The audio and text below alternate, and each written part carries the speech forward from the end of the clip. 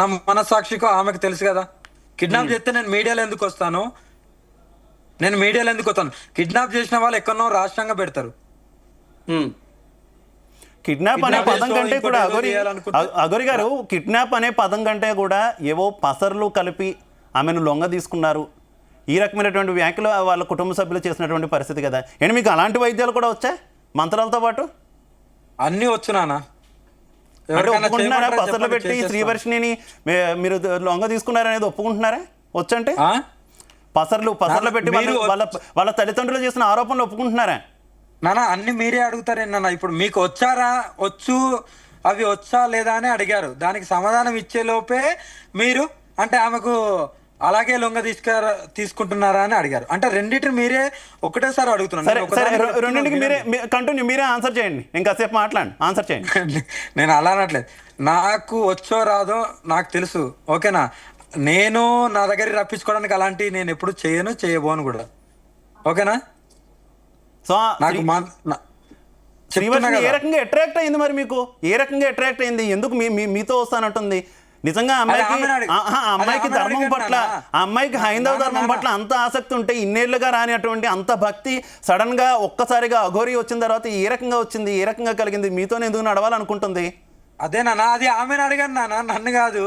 వచ్చిన తల్లిని అడగండి. నా దగ్గరికి సాధనకు వచ్చింది అంతవరకే గాని నువ్వు ఎందుకు వచ్చావు, ఏం నచ్చింది, ఎట్లా మీరు అన్నట్టుగా ఇప్పుడు అందరు అంటున్నారు కదా లవ్ చేసుకుంటున్నారు, ఇలాంటి అపోహలు చాలా వస్తున్నాయి కదా. ఇదే శ్రీవర్షిని ప్లేట్ ఫిరాయించి అఘోరి నన్ను బలవంతంగా ఎత్తుకెళ్ళింది, ఇన్ని రోజుల పాటు తల్లిదండ్రులతో మాట్లాడలేదని చెప్పేసి మీ పైన ఉల్టా కంప్లైంట్ ఇస్తే అప్పుడు నేను ఏం చేయాలో అది చేస్తాను నాన్న. ఏం చేస్తారు? అరే మీరు చూస్తారు కదా నాన్న. ఏం చేస్తారు? శ్రీవర్షిని మళ్ళీ పట్టుకొస్తారా? నేను పట్టుకురాను, చెప్తున్నా. ఉల్టా తిప్పుతారా? అసలు నేను అలాంటివి చేయను. త్వరలో మీకే తెలుస్తుంది నాన్న. ఒకవేళ ఇప్పుడు ఆమె చెప్పింది అన్ని మళ్ళీ పేటు ఫిరాయించి వాళ్ళో లేదో బలపంత పెట్టో లేకుంటే ఇంకేదో కుటాయించి చెప్తా అంటే దానికి నేను ఎలా చేయాలో నేను అలా చేస్తాను. ఎలా చేయాలో అలా చేస్తానంటే కేసు ఫైల్ చేసి ఏమైనా చేస్తారా, లేదంటే మంత్రతంత్రాలతో ఏమైనా చేస్తారా? నేను కేసులు గీసులు దాకా పోన్నా, నాలో ఉన్న శక్తితోనే నేను చేసుకుంటాను అంతే. ఇది పబ్లిక్ గా భయపెట్టడం కదా ఆమెని? ఎవరిని? శ్రీవర్షిని. నేను ఆమెను ఎందుకు భయపెడతాను? మీరు ఇచ్చే స్టేట్మెంట్ ఆ రకంగానే వెళ్తుంది కదా. స్టేట్మెంట్ ఆ రకంగా వెళ్తుందని మీరు అనుకుంటున్నారు. మరి ఏం చెప్తున్నారు శ్రీవర్షినికి? మరి నా గురించి ఏమైనా మాట్లాడితే నేను ఏం చేయాలో అది చేస్తానని మీరు చెప్తే అది ఖచ్చితంగా కూడా అమ్మాయిని భయపెట్టినట్టే కదా. నేనెందుకు భయపెడుతున్నానా? నిజమేందో నిర్భయంగా చెప్పుకుంటది కదా. ఇప్పుడు మీ దగ్గరకు వచ్చిన శ్రీవర్షిని ఆ అమ్మాయి అలాంటిది కాదు అని చెప్పట్లేదు మీరు. నేను ఇంతకుముందు అడిగిన క్వశ్చన్ ఏంటంటే శ్రీవర్షిని ఒకవేళ ప్లేట్ ఫిరాయిస్తే మీ మీద కంప్లైంట్ ఇస్తే నేను ఏం చేయాలో అది చేస్తాను అని అంటున్నారు.